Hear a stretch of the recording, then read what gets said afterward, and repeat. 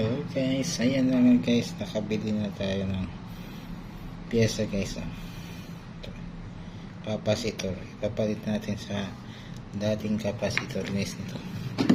Try natin palit sa ating para maayos. Yan. Pareho sila guys. Guys, palit ko muna guys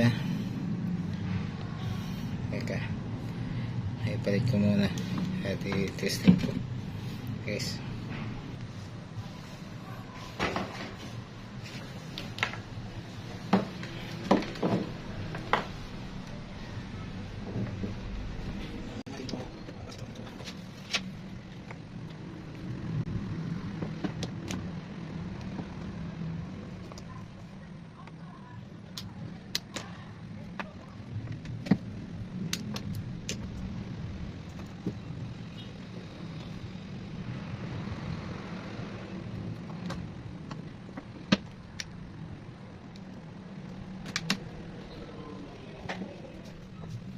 So ayan na guys, na pagkabit na po natin balik ang ating bagong capacitor.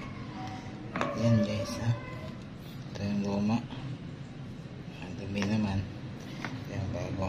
Try natin to guys kung gumagana, kung dire-diretso na ba yung ikot ng ating washing machine guys.